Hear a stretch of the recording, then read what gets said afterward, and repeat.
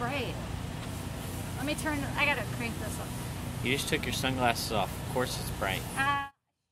Okay, today's, Saturday, and it's the last race here at Ocala, February 22nd, I think, 2014, and I'm standing here with Tracy Hines. He's one of the most popular drivers.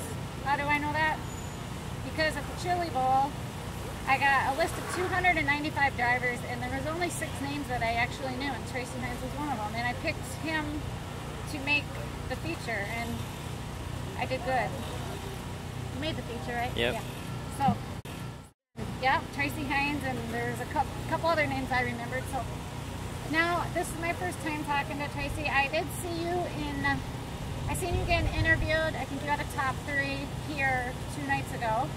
Second, yep, second. Second place, good job. What did you think of the track, and what do you think of it comparison-wise after the rain? Like, what do you think of it the other night? Well, the other night it was pretty slick. It actually started pretty slick. I was very surprised from what I'd heard the week before how wet it was. I think obviously it's going to be wet tonight because of the rain we had yesterday, but it should be good racing. I believe with the modifieds here it's going to chop it up a little bit, so it's going to be a different racetrack that we see on Thursday for sure.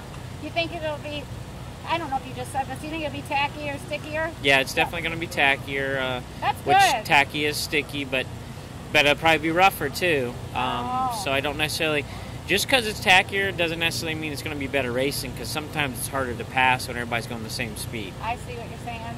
Yeah, the slick, I'm finding out, I've only seen a few non-wing races, like less than 4, I think. But I've been to a lot of wing races, and now I think I'm a big fan of non-wing races just because of watching you guys slide in the corners and going sideways. I don't see the wing cars do that as much, and so I can see that you guys are good on slick conditions. So the tacky conditions tonight, I'll see a different show, you're thinking maybe? Right, yeah. The wing cars, they're stuck down and using a lot of aero force. We're using a lot of mechanical grip, so as it slicks off and widens out, we have to let off the throttle more, and when you let off the throttle, you give an option or a chance for somebody to be in the throttle a little longer than others. When it's tacky, both divisions, wing or non-wing, if you're full throttle all the time, you don't have a lot of reserve left to pass somebody. So that's generally what happens when you follow the leader. It's not because the track is narrow, it's just because you have no throttle left to finish a pass. I see. Well, thank you for that. And that brings me to a quick question.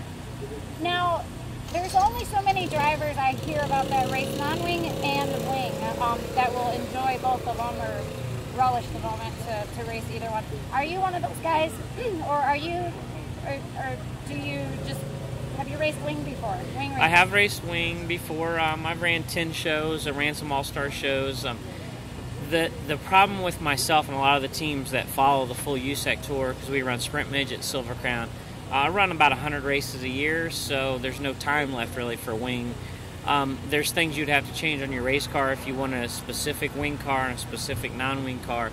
You would have to change quite a few things. It could be done, but motors are also a little different, the way we cam them. So generally that's why you don't have much crossover. It's not that guys don't want to do it, it's just it's what your discipline is and what your cars are set up for. Yeah, I was reading Alan Holland from Hoseheads. He was in a Sprint and Midget magazine, and I just read it recently, so that's why I asked that. He talked about how the benefits and the disadvantages of the non-wing drivers putting wing on, vice versa, and that's what he said also. But for a fan perspective, it would be pretty neat, I think, because I've always liked wing races. I don't know what it is. Sometimes you get stuck in one thing, and until you open your eyes to the other side, I tell you what, I went from now, I think my favorite's non-wing. So it just goes to show you that fans, if they just go out and see both of them, they might enjoy and get more fans in the stands. Right. So my last question, I don't want to take your time up too much more. What was your favorite memory that stood out to you in 2013? Seems how that was just passed. Favorite memory of 2013. It don't have to be winning, maybe right. Yeah, I mean, probably just starting the year off, winning the 2 races down here in Florida, 2 out of 3.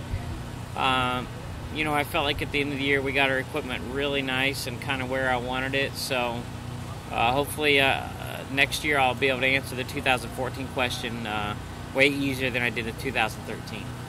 Yeah.